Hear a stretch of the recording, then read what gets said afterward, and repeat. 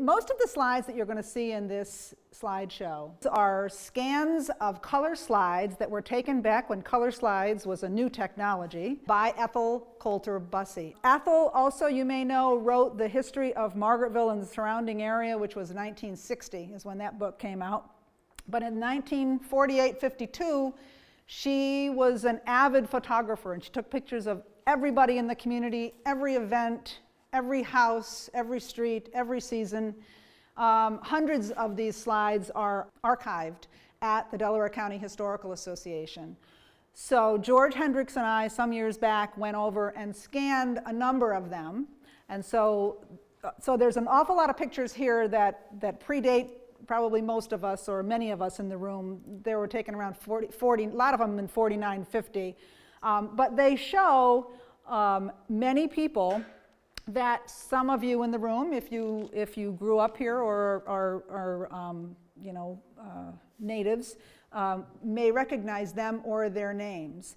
And so what we're trying to do is we're trying to elicit any recollections that you may have of folks. I mean, that's shareable. I mean, we don't want to besmirch anybody's reputations or anything. But if you have a story that you want to relate, and there will be an opportunity at the end of the thing to just talk about anything you want. We want to preserve these memories, so thank you in advance for sharing. This is the most magnificent tree in Middletown, I think. This is that beautiful sycamore tree that still stands. Right behind it now is the Arkville Trailer Park. They're my favorite tree, so that's why I put it in there. That was 1949, so that's a pretty old tree. This is looking from Southside Road Extension down onto Bridge Street. So you can see the Smith's garage there. I don't know if it was, I guess it was Layden Smith at the time, with the oil tanks. Notice the granary building, which is now where Timberland is. It has Margaretville on the roof. That was for aviators to know that they had arrived in beautiful downtown Margaretville. And because there was an airstrip with Macintosh is now, yes, thank you.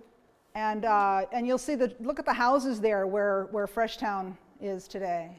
Catskill Mountain News was in that building. It was right above, beyond there, I think, where that little peaked roof is there. Now the granary had initially had it was also called in back in the day Olympic Hall and the Opera House, and there was a feed store in it, which is why it's been renamed the Granary.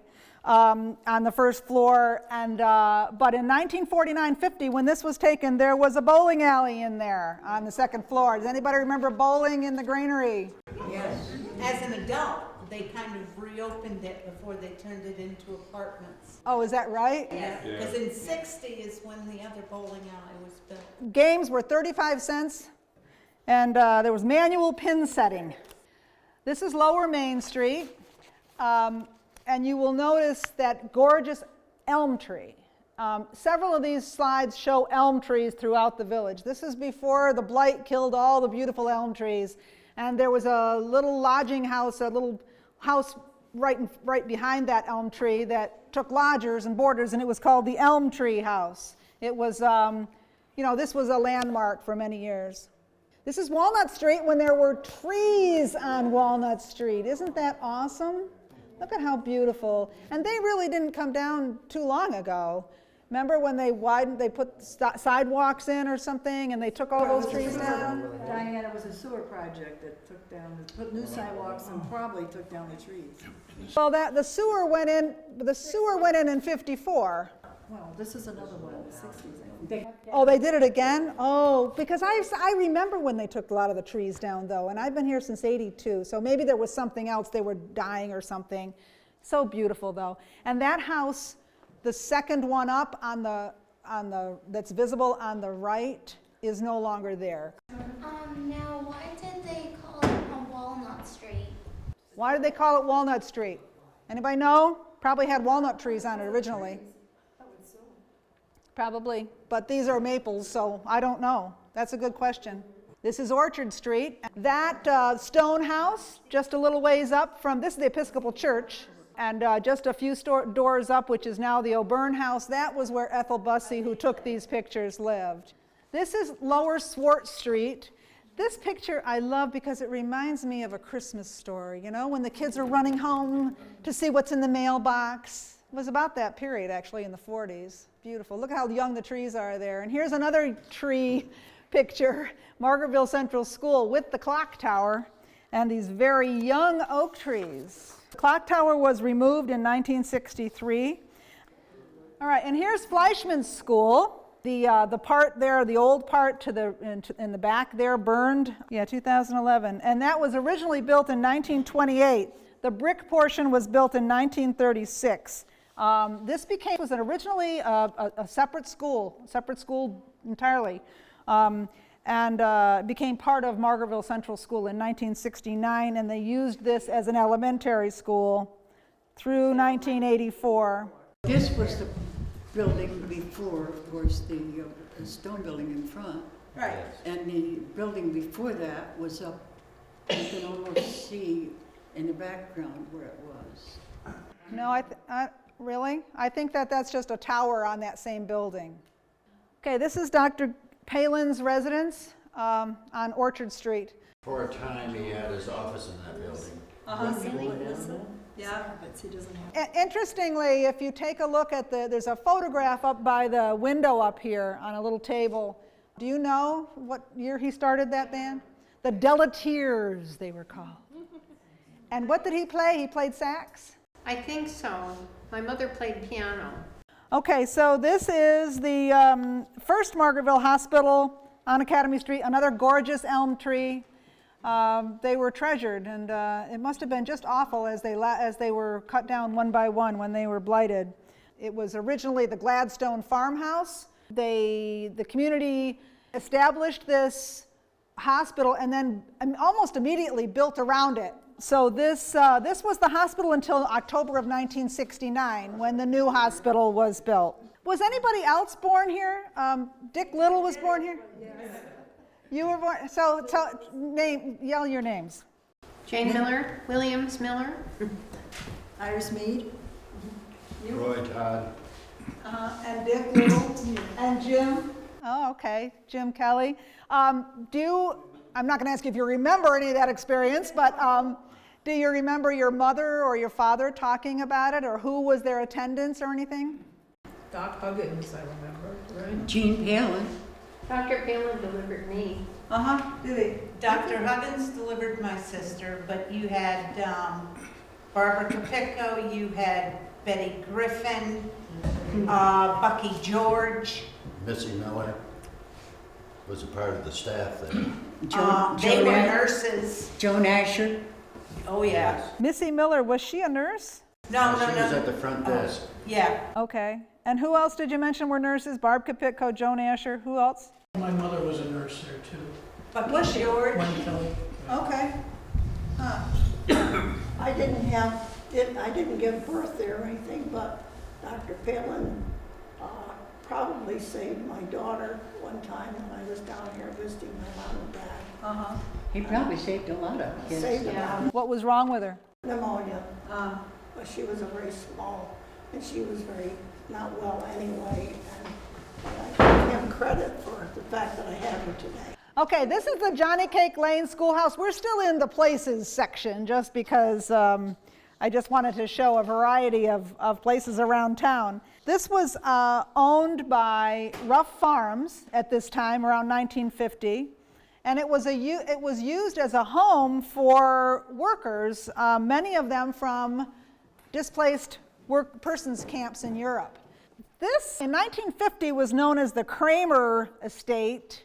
This is, I believe, where Kelsey Grammer lives now. But at this time, it was William and Jeanette Sterling Kramer, and I have yet to figure out what exactly they did to make their money. This was a second home.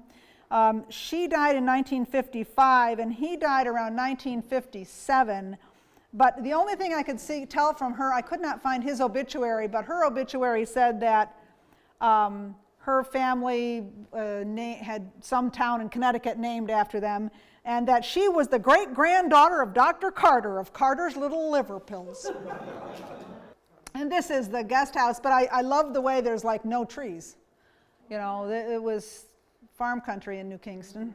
This is Weaver Hollow. Here's another place familiar to everyone from the outside. At this time, this was the Palace Hotel. Anybody remember it as the Palace Hotel? Do you remember it as Schreier's? Do you remember it as Murray's? Yes. Murray Schreier. Yeah. And Seal Aronson. Huh? Wasn't that her name, Ron? Seal it. Yeah, Seal Aronson, Aronson. yeah. So the genealogy of this building is pretty interesting. It was built by Amos Allison as a hardware store back in the 1800s.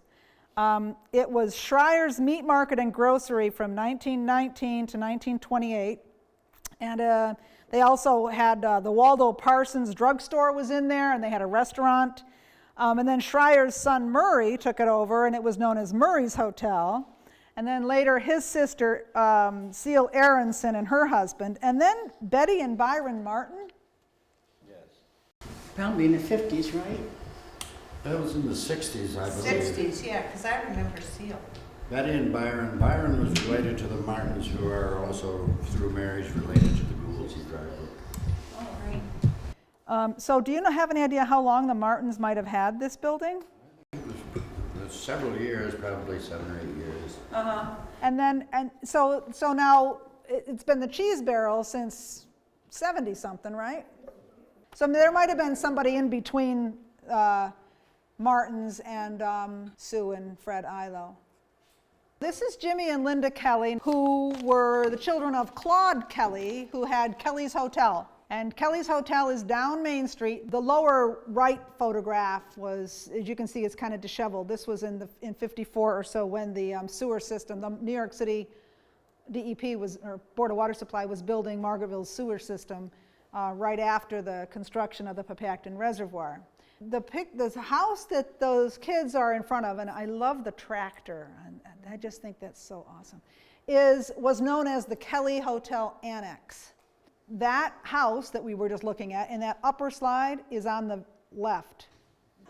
Can anybody identify that building? Isn't that Steve Jansen? Yeah, isn't that amazing? I would never have guessed that. Well, it's quite a bit different looking now, and the building next to it, I'm still trying to figure out the house, that annex building, when that was taken down. Now, this is an interesting picture which shows that elm tree again, and there's the sign that says the Elm Tree House, tourists. That little house where Mavis Ford had a beauty salon in there, which is Marcia Guerra's mom. Yeah. And that was torn down after the 96. Right. That was, at the time it was torn down, it was Holly and Lucy Straught's house. Yes. Yeah. You see there was a gas station there, a mobile gas station just beyond there too. There's quite a lot of changes here. That little house, the next house up from the second one in on the right, is today Ann Shea's. Ann lives there. And this is the Holiday Inn. Isn't it cheerful? If you go to our Facebook page, there's a whole series of pictures of this property and recollections of the last people who owned it when it was called the Holiday Inn. Does anybody remember this covered bridge in Dry Brook? Yes. Yes. Whose property did it go to? Well, the house is still there, but the bridge, the oil truck, the rear wheels dropped through the floorboards. Oh, And because of that, they condemned the bridge, and it was several years before it was taken down and replaced. yeah, I don't remember the name of the people that lived there. okay. Well, I think if you look at the left approach to the bridge, It's gone. that's a formed concrete. Yeah, That's the replacement after the 1950. Interestingly, parts of this bridge were used by Seeger Fairbairn. Anybody remember Seeger Fairbairn? Great builder, lived up in Dry Brook, and he used it to build the Earth-covered bridge that Armand Earp had him build on the Earp estate. Okay, I want to just show you some pictures that Ethel took of people in her community, in our community. Who remembers Neely Ackerley? And I guess he was quite a lovable character. And apparently the story is that he delivered groceries to people in a wagon. Okay, here's the Gray Ladies. Can somebody explain what they did and what their purpose was at the hospital? This is the old hospital. They were like candy stripers. Volunteers, yeah. Grace Dugan was one, I remember. Marion Monroe. Far left in the front is Evadine Garrison. And this is Lee Smith, is the second row down, hair parted on her left. Jean Gray is second from the left, second middle row. Anybody remember these old timers? Does anybody remember Elizabeth Rodermond? Or the Olney Smiths? Oh, right. My mother used to work for Olney Smith. Oh, Is that up on the 100 years New ago. Kingston Road? Yes. The road going to New Kingston? Yeah. That was the Smith farm. what Smith farm? What? Where Bluedeer's interest. It's some big, Oh, the Smith farm. Oh, yeah, oh, yes. And that's where your mother worked, at the Smith farm. Oh, okay. Huh. and I remember him driving an old Model T Ford around Absolutely. in the Absolutely. 40s. Yep. Really? Which would have been an old car then. Olney Smith did not go beyond the Model T. That's the car he loved, and I was so that he drove it from New York to a hotel there to attend a meeting of some sort. And the valet didn't have a clue how to park the car. Okay, here's a couple of little squirts. This is Sally Huggins and the gigantic Poppy. This could be in Ethel Bussey's garden. Tommy Doig, he would be 70 now probably. Yeah, that's Jeff Doig's brother. He's a plumbing contractor in Arizona. Tommy is or Jeff is? He is? Yeah, I can't remember if he's older or younger. Huh. He was just out here not too long ago. This is Mrs. Bob Hill. Does anybody remember Bob? Ruth, she worked in the post office. And Ruth. And Kenny. So this is Ruth Hill and Ken, and this obviously was on the stone wall in front of Mrs. Bussey's house. Who is the mother of Joy and Jill Slater?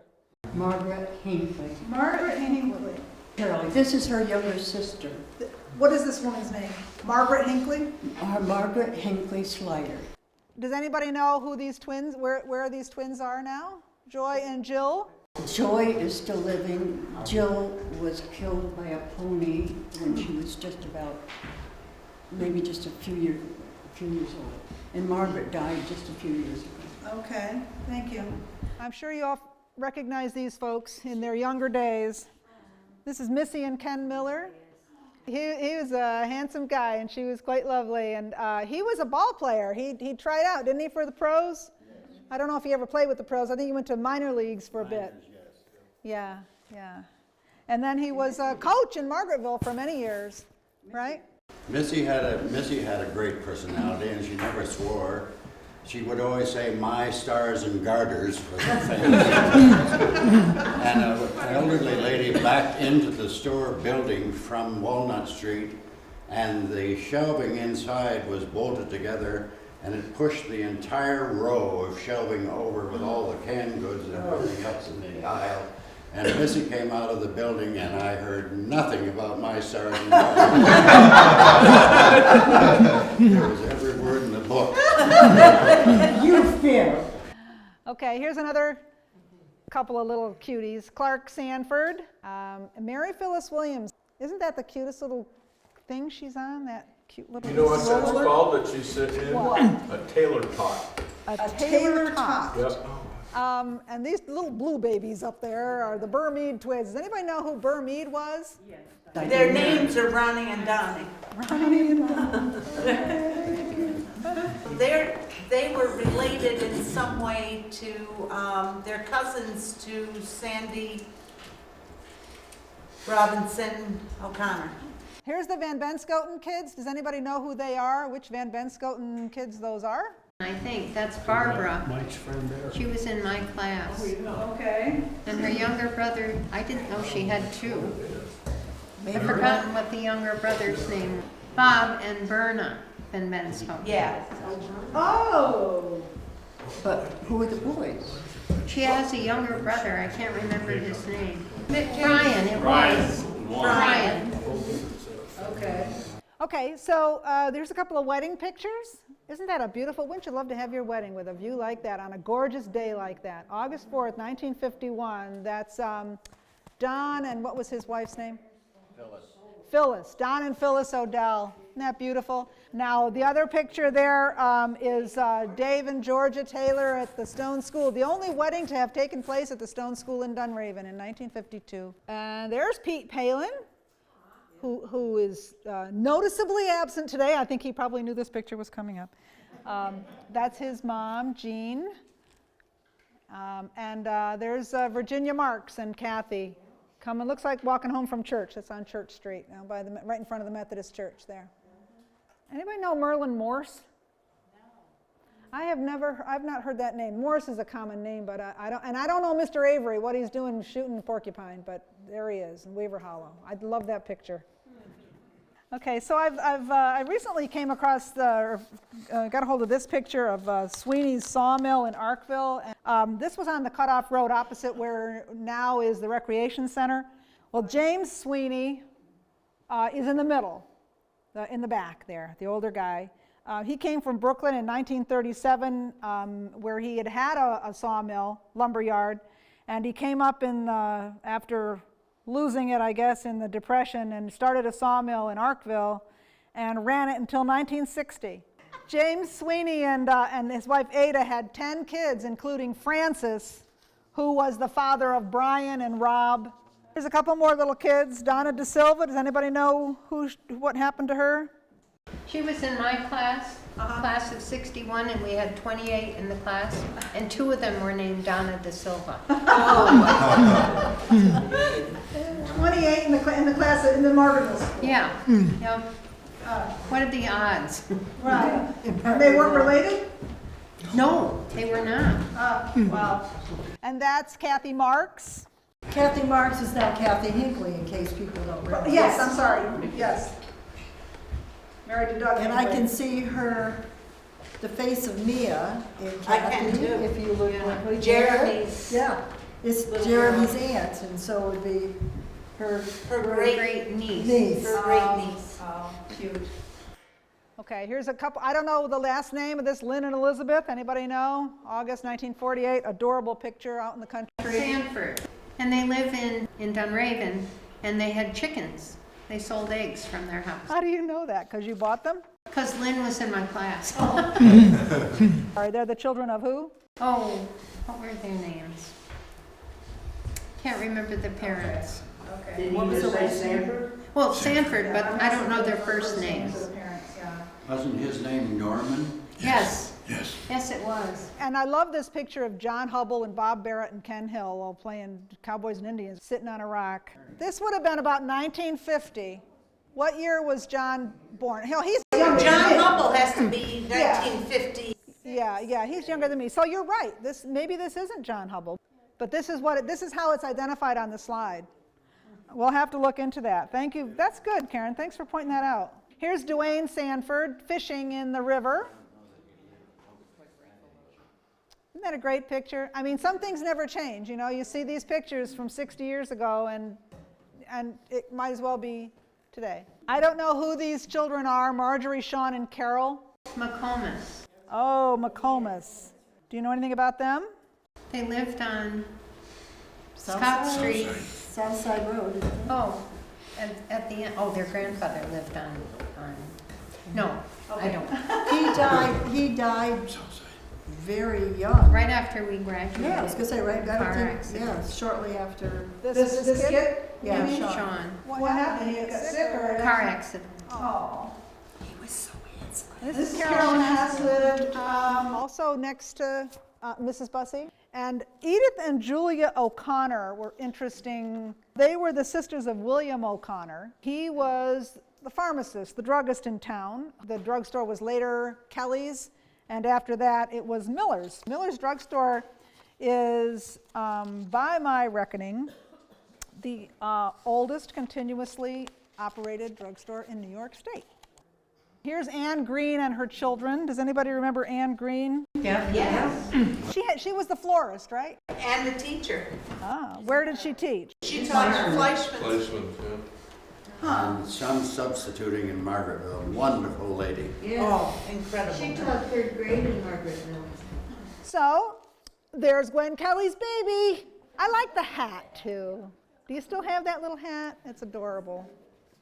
Your parents were? Well, that's my grandmother in the drugstore. It's interesting to know that this is the oldest continuing drugstore in the state. I wasn't aware of that, but my grandfather and grandmother had, my mother was a nurse and my father was an engineer and worked on the dam and the Board of Water Supply. And So your father was who? Richard, Who was one of the sons of Juanita and Arthur Kelly. my uncle Lloyd, he was in the Air Force and helped Edwin Link start the Link Trainers, went on to become president of NYSEG and Link Aviation Really? and the Singer Sewing Machine. No kidding. I didn't know that. Link was was a real powerhouse of an industry in the Binghamton area where they made the simulators. Right, and that's why Singer bought it out. And my uncle moved up with it. Wow. And that was Lloyd Kelly. And did he live out his days in Binghamton or? Binghamton. Okay. And so there was Richard, Lloyd, and who else were children of Juanita and Arthur? Juanita Okay. was a daughter. As I had mentioned before, my grandmother is pictured there, Juanita. Her original spelling of her name was with a W because of the Native American. And she came from Arena and was part of the Miner family. And they had thousands of acres in Arena and ran a hotel. And but probably changed the name because of the stigma of Native American. But her mother, Juanita's mother, was a full-blooded, did you say? Yes, Native married to Colonel Miner in Arena. I'm sorry. His name was Colonel Miner, Oh, it was a man who was the, oh, okay, I thought it was a mother. not a rank of office. His name was Colonel. Isn't that interesting? And there's Berna, another off-the-shoulder number. Everybody probably remembers Berna Van Benscoten. And there's Clark Tyler in his military outfit. Does anybody remember Brian, who later married? Flo. Yeah, isn't this adorable? Brian was a conservation officer. And here's another outdoorsman who's pretty prominent in local legend, Niles Fairbairn. It's hard to see the baby porcupine in that picture, but that's supposedly what he's feeding with a bottle is a baby porcupine. And here's Hattie Wickham with those poppies again. Okay, here we have some more kids' pictures. Ann and Jean Holdridge. Anybody know who Jean Holdridge is? Yes. Mrs. Darby. You live in their house. She's Jean Darby. And there's Sally Holdridge again with her bangs. Those blondies, aren't they adorable? Could be Chuck Holdridge. Yeah, I'm thinking Who they look is alike. another brother who is one of the brothers to Jean and Ann. Okay, so here's another famous covered bridge that is no longer. This was Hall's Bridge, I'm sorry, built in 1870 above Arena near the Toth Farm. Toth was a very well-known tourist boarding house. This bridge was one of 3 that was claimed for the Papacton Reservoir, but I love these little girls sitting on the side of the res. The bridge was closed in 1954 to traffic because of construction at the reservoir, and in 1955, in November, it was washed away by a freshet that was caused when the causeway was washed out. You remember the Causeway Bridge? Yes. That they built the Causeway Bridge. The city built the Causeway Bridge in Dunraven, which now is a fishing piers on both sides. At first they didn't build a bridge first. They built a causeway, with like tubes. They built the road over these series of culvert tubes. To basically allow people to get across to the other side of the reservoir because they were taking all these bridges out. So they built this causeway, and less than months after it was built, there was heavy water, heavy rain, and it washed out. And of course it took out this last bridge. So it was kind of ironic. And then they built the bridge, the Dunraven bridge, which now has been torn down. All right, kids making snowmen, some things never change, right? Another baby picture. There's Linda McCumber. Anybody know Linda? I love that picture. And here's Ann and Chuck on their way to Sunday school. Look at the red boots, the accessorized to the nines, all red. And that is Barbara and Lois Conklin. Does anybody know Barbara Moses? Yes. Barbara Moses? That's Barbara That's Moses. Barbara? Yep. Yeah, isn't that adorable? On the McMurray farm. She was a McMurray. And I have no idea who these kids are. Is this Ann Holdridge and John Huggins? Oh, okay. Isn't that cute? How about these are as period pieces, right? There's Bruce Sanford. Anybody know Bruce Sanford? Oh, yeah. And Nancy Merritt. I don't know what. Merritt's originally Oh, that's Merritt's built a Motel? motel. Oh, Merritt's Motel, which is now, of course, Margaretville Motel. But I love the decorated for the parade, and the Hopalong Cassidy chaps he's wearing there. And there's Paul Tabor. And okay, so we have a couple of other pictures too that I do have identifications on these. Fleischmann's alumni have a website for all their reunions and old pictures and stuff, so that's where this came from. This is an adorable picture, 8th grade class, 1952. In the back row is Richard Kraft, Beatrice Smith, Joan Johnson, Francis Councilman, and Bob Van Valkenburg. And in the front, Paul Tick, Donald Searle, John Todd, and teacher Ethel Alton. Okay, well here's another bunch of kids. Mrs. Roney's 4th grade class in the Old Stone School. There's Neil Griffin. They went down there when they were learning history. Yeah, it's Eric Forsman. Is that Roger Matthijs with the glasses? No, that's George Hendricks. All right, then it is Eric Forsman is next to George. Yes. Here's another picture of Sally on her 3rd birthday, 1951. But the toys, every one of these is on eBay now for probably an astronomical amount of money. Anybody know these kids? This picture ran in the Catskill Mountain News this week. I remember strolling with my dolls and carriages like that down the street. Do kids ever do that anymore? I don't know if they do. No. And this looks like Norman Rockwell to me. I've been wondering what happened to Bill's other boot. I think this might have been either probably Memorial Day with given the flags. But I love that truck. Can anybody identify the truck? I mean, what kind of truck that is? So I think it's the mid-40s International Harvester. Okay, and this is behind the Freshtown. This is the ballpark? There's Leidenheim's. Yeah, Leidenheim's is the back one there, but that red building is no longer there, correct? No. Here's another picture of a parade. Both of those buildings are gone now. Those were burned. That was the... One was the bakery. Right. And the barber shop. And the barber shop. And out in the back there, Bob Griffin had a Locker plant. meat, Lockers. frozen food locker. Yeah, and you could rent a space to store your frozen foods. Isn't that a strange concept? Like, no, people didn't have freezers. You would go there and And the walkway is just like it is now. If you walk down to the left of that bakery sign, the walkway that goes down to the Binnacle, where you go by the thread shop and stuff, is just like it was then. these two buildings burned in 1977. Of course, that gave birth to the Mark Project, which built Binnacle Square in its place. So this is Lake Switzerland Dam, which was taken down. When was that taken down? 10 years ago? Maybe more. It was a pretty sizable dam, as you can see, and it was in pretty rough shape after a few floods. That's where the summer program used to go swimming at the lake. The Cherries at that time, Craig Cherry's mom, there was a dock and a little shack where they sold snacks and stuff like that, but that's where there was a float out in the lake. And like the summer program went swimming. Does anybody remember Camp Packatacken up on Perch Lake? There were two. There was Packatacken and Oquago. Right. On the other side, right? One was girls, one was boys or something? I think so. No, they both were co-ed. Both co-ed? Okay. Isn't that your house? Yes, I don't it think is. it had columns on That's Gail's the, house. it doesn't have columns on the. doesn't have columns? I thought this was your house. My dad might have been in that much of it. I don't have a better picture of it, I'm afraid. And I don't know who lived in this house. It just says the Thompson house.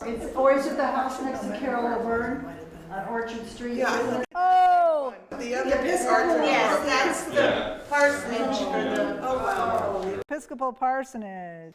And this is when Margaretville had football. Can you believe it? Back in the 40s, until some kid broke his neck playing it and they turned to soccer. Now they only get concussions. Yes, there's the hospital, conveniently located just right on the other side of the field there. There's that elm tree again, as you notice. There's the lumber mill, or lumber sales building there on the first one on the left. And the next one is now Ann Shay's. And the next one, and there's a little tiny one, and the one next to it, both with red roofs. Those are the ones that were taken in the buyout. And here's the band in all their splendor. Nice uniforms, huh? they used those uniforms right through the late 1960s. Really? Yes.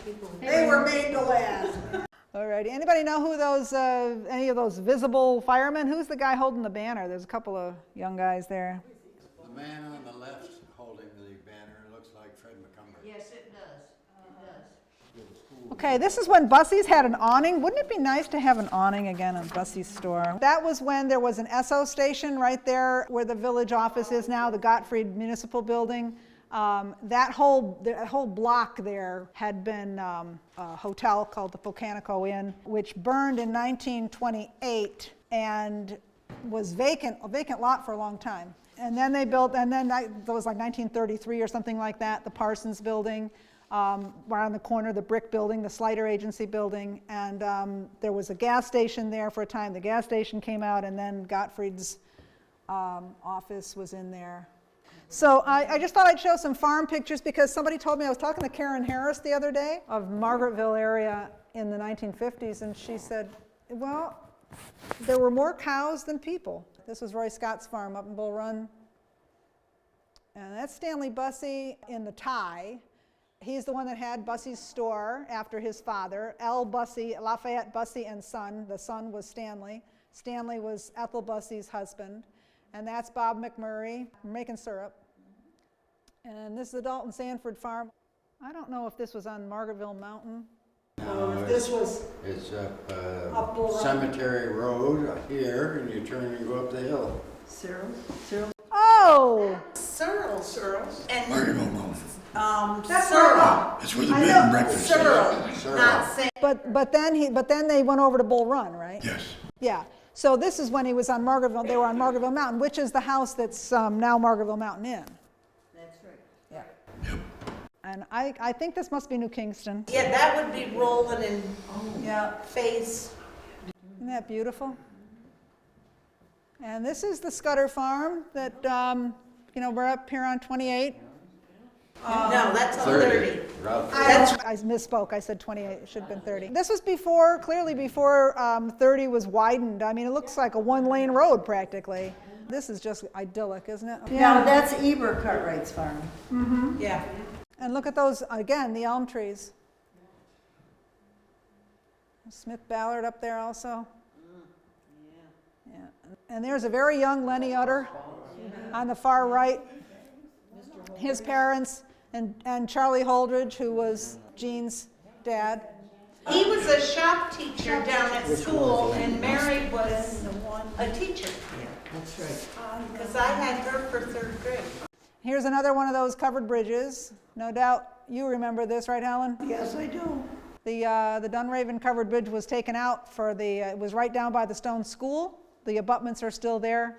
And it was removed by the city because that was buffer territory. The water has never reached that height or that distance. They could have left it. They could have left it, and then it's gone. Who went to this? 15,000 people came to Margaretville for this. Isn't this unbelievable? 1963 bicentennial. Now that's the Home Goods there on the corner, which was then People's National Bank. It was the town of Middletown's offices for many years after it was the bank. And there's Miller's Drug Store, and you'll notice, look at the sign there for 28 on the pole. I mean, that's how 28 went. It did not go through where it now goes. No, they changed that in 1970. 1970 Okay.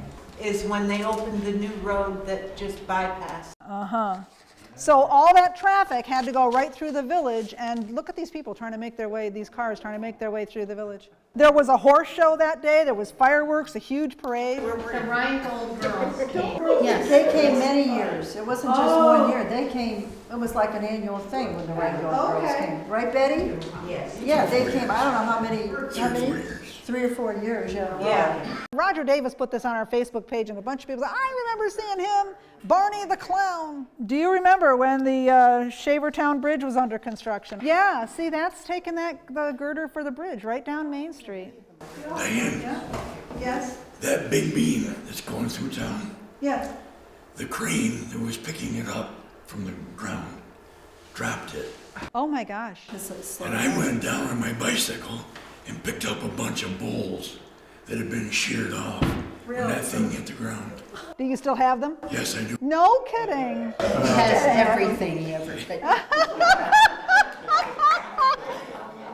Well, Steve is from Union Grove, so I'm sure that it maybe gave you some pleasure to pick up some sheared bolts from the bridge that was, as these guys were destroying your town. That big of things now for bridges. So, and one actually, Joe Duggan lost a leg when this fell on his leg. He was on a tunnel project. First or second day, I mean, wasn't it? I thought it had to do with this, really? Oh. Reservoir. No, it was a tunnel. Okay, so several of the houses from Arena were moved to Dunraven, and this was before most of them got there. It was pretty untouched. Skiing at Bel Air. Who went skiing at Bel Air when it was new? Yeah, so there were several other ski centers. None of these exist today. This actually was the original Methodist church in town. Obie Atkin was pretty famous antiques guy. Obie was very colorful, and as you went in the side entrance door to the antique store, he had a hand-drawn sign that said, I shoot every third son of a bitch, and the second one just left. Who went to movies at the Gallicurci? Buck and a quarter. Did you see GI Blues in 1960? John Wayne, Cary Grant. Anybody have any good movie stories? Diane, my first date was to go to the movies at the Gallicurci. Oh My parents let me go from Hocketville to Martinville to go to the movies. And I don't even know, 15, I don't even know how old I was, I can't remember. But I remember that was my first date going to the movies. And how was it? I'm never gonna Did tell. you sit way in the back? Sort of, yeah. I do remember an arm around the back of the chair. I remember Do you seeing remember the Gone with movie?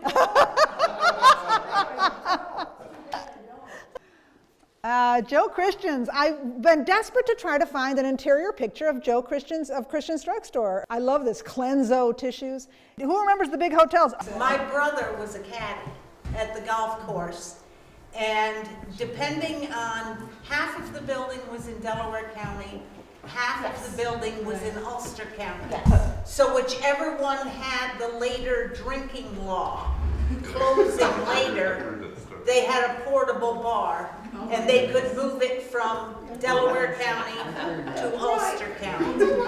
Now, the hotel on the left here was the Park Terrace Hotel, and Georgie tells me that the pool there for the hotel was across the street. It is now the village swimming pool.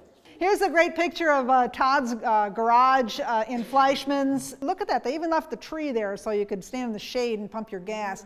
They sold cars there as well. I'll show you an ad for 1962 Fords, but now it's, as you know, There's the school in the background. yeah, there's the Fleischman School. My dad, the Maytag man, bought all his trucks from Todd's. And I can remember going over there and sitting there while he would be getting or trading his truck for another one. My grandfather bought a 1962 Galaxy, which was the second one down from the top. Yeah. And it was $1,960 with everything but power windows. And this is just a clipping, a bad clipping from the paper showing Ellen Ballard, Ann Todd, Janet Beeland, Sandra Vermilia, Joan Morrison, and Betty Gill, seeking the approval of their homemaking teacher, Miss Clara Gosley. This was home ec class. They were modeling their frocks. 53 Fleischman's School Band, love those capes. 56 Fleischman's cheerleaders. And this is a department store ad. Again, I don't have any good pictures of the Margaretville department store, but this was apparently the only green stamp redemption center in Delaware County in 1962. And Margaretville had 3 grocery stores. These are our images that I hope will stir you a little bit to think some more about this period of time. And think about what else you remember, and we can talk about it after, now, or we can, you can let me know, send me an email or send a history website a note. Thank you.